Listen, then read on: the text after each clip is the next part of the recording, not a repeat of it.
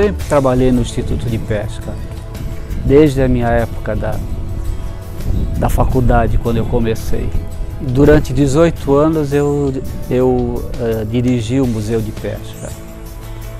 E uma das maiores experiências no museu foi com um grupo de estudantes de arquitetura na época, que revolucionaram realmente o nosso museu.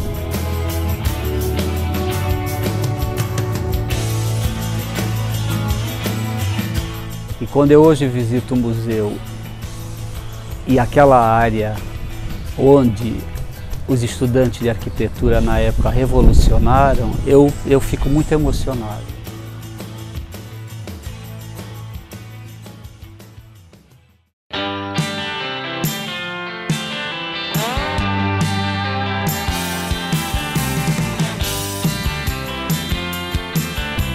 Oi, eu sou Mariana. Oi, eu sou Rodrigo. Olá, eu sou a Natasha. Em 96, a gente estava na Faculdade de Arquitetura aqui de Santos e eu fazia parte de um grupo de amigos, de estudantes, assim, eu e tinha muita gente sonhando com outras formas de aprender arquitetura, em aprender outras coisas que a gente não via na faculdade. E com muito desejo de ir para a cidade, de ver e fazer a arquitetura onde ela acontece. E na época a gente ficou sabendo de uma campanha, o Museu de Pesca era um prédio em ruínas na cidade, estava há 11 anos fechado. A gente ficou sabendo de uma campanha para arrecadar fundos para reabrir o museu. A gente meio que de curioso veio saber o que era essa campanha e ver como é que a gente poderia participar. E para nossa alegria, a gente chegou e foi super bem recebido, assim, e logo fizeram um convite que era assim, vocês são estudantes de arquitetura, não para que se ocupar, né, vendendo adesivos para arrecadar fundos, né? Vocês poderiam trazer o conhecimento de vocês como arquitetos para cá, para o museu.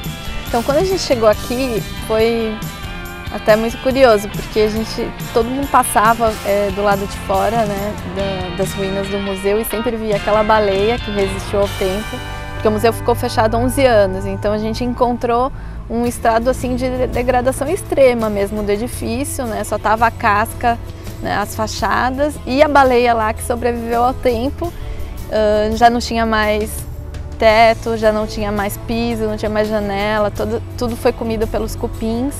E a gente embarcou nessa história, naquele prédio que era uma ruína, virou nossa faculdade, virou nossa escola. A gente estudava na faculdade de arquitetura à tarde e vinha todo dia de manhã para cá, para o museu. E começou a desenvolver um projeto do museu, assim, a gente colocou assim, um desafio, assim, vamos fazer um museu que a gente sonha, o melhor museu que a gente pode sonhar.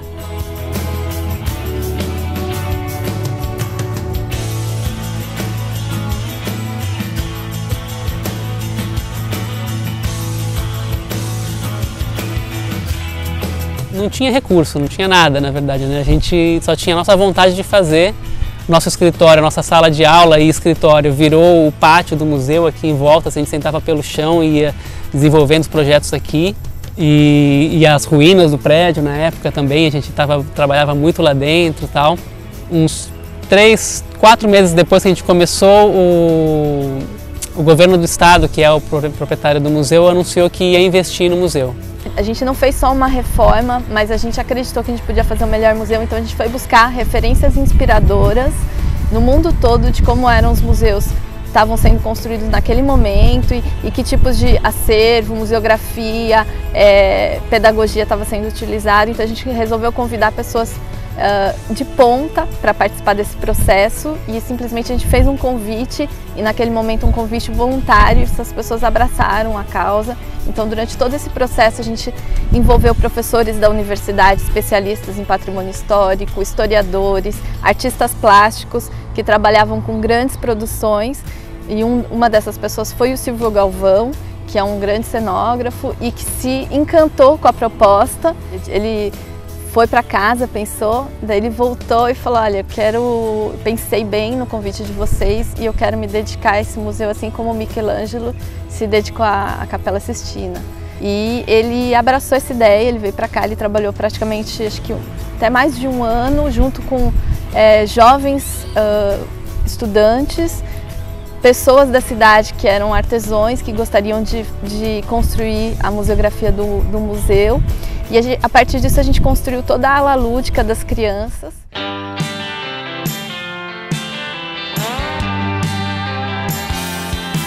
Cada pedaço aqui tem uma história para contar, assim, de ficar... Porque uma das preocupações que a gente queria era que o museu não fosse estático, então não fosse assim, a pessoa vem, olhou, acabou, não tem mais o que ver. Então a ideia dessa sala aqui era que cada vez que a criança viesse, ela tinha uma coisa nova, tinha uma descoberta para encontrar aqui. Que é um lugar que você pode sentar e contar histórias, porque tudo que está exposto está numa situação de ação, né, que acontece realmente na natureza, né?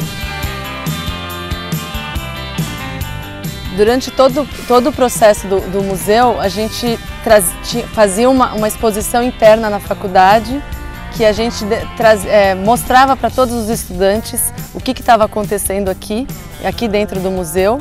E também era uma oportunidade de trazer cada vez mais outros jovens a participar do programa. Então a gente abria vagas de 6 em 6 meses para que cada vez mais jovens pudessem participar e pudesse levar isso para a sua experiência pessoal. A gente começou o grupo com 7 jovens e no final dos 4 anos que a gente teve aqui, mais de 150 alunos da universidade passaram pelo processo. E a partir da experiência da gente no museu, isso virou uma referência de como que esses jovens poderiam atuar na cidade. Não era esse o plano inicial, né, do grupo Reviver, mas isso virou uma experiência muito forte. E a gente começou a receber vários jovens de outras universidades, de outros grupos que queriam vir aqui e ver como que a gente estava trabalhando com a cidade, conseguia numa experiência ganhar um espaço para o estudante, ganhar um espaço na cidade e ter uma intervenção prática de fato. A partir dessa vivência prática, a gente pôde fazer uma reflexão profunda e construir uma metodologia que hoje é utilizada por mais de 3.000 jovens no mundo inteiro e tem transformado realidade no mundo todo. Aí em 99 a gente recebeu um grupo de estudantes sul-americanos que vieram aqui no museu e ficaram encantados assim e queriam passaram uma noite inteira sonhando de como que podiam levar essa experiência para a vida deles, assim, como que eles podiam aumentar essa oportunidade e que mais pessoas pudessem viver isso. E aí saíram sonhos dos mais diferentes possíveis.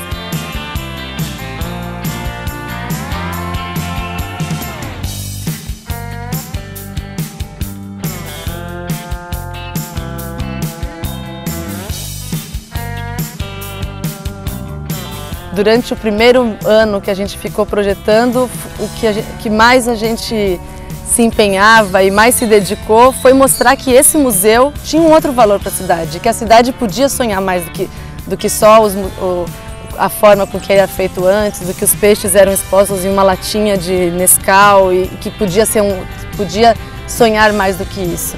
Então isso foi o que a gente mais se empenhou e tinha esse foco.